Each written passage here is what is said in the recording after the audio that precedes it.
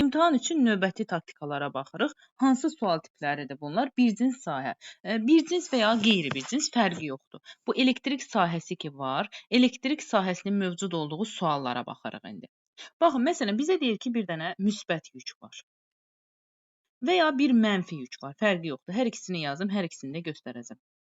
İndi əvvəlcə gəlin sahəni müəyyən edək. Bilməliyik ki, bu sahənin ox olan tərəfi mənfidir. Digər tərəfi isə müsbətdir.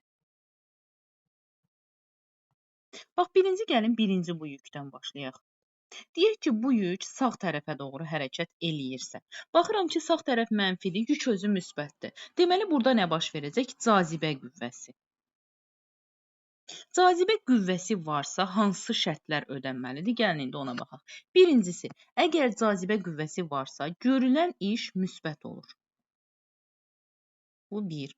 İkincisi, sürət artır. Sürət artırsa, deməli, kinetik enerji də artır. Deməli, impuls da artır. Bəs azalan hansı kəmiyyətdir? Sadəcə potensial enerji. Neynir? Azalır. İndi gəlin aşağıdakı varianta baxaq. Məsələn, bunu sağ tərəfə doğru hərəkət elətdirsək. Nə baş verəcək? Baxın, bu da mənfi, bu tərəf də mənfi. Burada bir itələmə baş verəcək. Əgər itələmə qüvvəsi varsa, onda görülən iş mənfidir. Sürət azalır. Sürət azalırsa, kinetik enerji də azalır. Kinetik enerji azalırsa, impuls da azalır. Bəs hansı kəmiyyət artır? Yeganə bir dənə artan kəmiyyət var, o da potensial enerjidir. Baxın, cazibə varsa, potensial enerji azalır, digərləri artır və görülən işlə müsbət olur. İtələmə varsa, görülən iş mənfi olur. Bu kəmiyyətlər azalır, yeganə potensial enerji artır. Gəlin, indi suallar, nümunələr üstündə baxaq. Məsələn, 5-ci sualda. Əvvəla biz müəyyən eləməliyik ki, burada itələmə var, yoxsa cazibə var. Baxın, bir cins sahə var. Sahənin ox olan tərəfləri mənfidir, digər tərəfləri isə müsbətdir. Bunu qeyd elədik. Sonra, müsbət bir yük var. Görün, şərtə baxın, müsbət bir yük var burada. Aha, müsbət yük 1-dən 2-yə gəlir. Baxın, buradan bu yana doğru hərəkət edirsə. Baxırıq, nə baş verəcək? Müsbət mənfiyə doğru hərəkət edir. Yəni, burada nə var? Cazibə qüvvəsi var.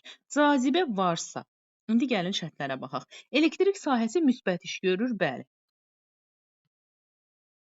Yükün potensial enerji neynir? Azalır. Demişdik, cazibə varsa potensial enerji azalırdı. İndi hal-hazırda sadəcə bunlardır, digər kəmiyyətlər yoxdur. İndi digər sual tiplərinə də baxırıq.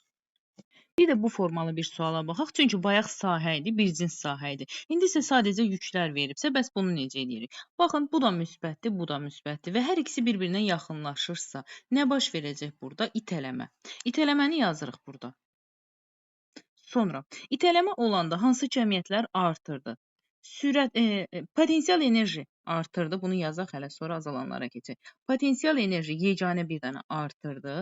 Sürət azalırdı, kinetik enerji azalırdı, impuls azalırdı və görülən iş mənfi olurdu. Mənfi iş görülürdü. İndi gəlin şərtlərimizə baxaq. Bax, birinci, zərrəciyin yükü. Zərrəciyin yükü dəyişməyəcək. Çünki burada yüklərin nə dəxli var? Bunlar toxunmayıblarsa niyə dəyişsinlər ki? Bu dəyişməz, bu heç.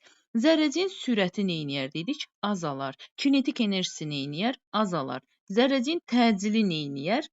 Artar. Niyə? Çünki potensial enerji artıbsa, təcil də artar. Və həm də ki, sizə bir şey deyim.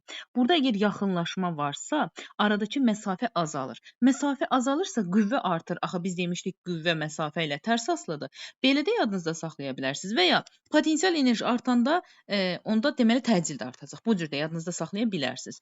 Sonra, zərrəciyin digər zərrəciklə qarşılıqlı təsirinin potensial enerjisi neyniyər? Artar.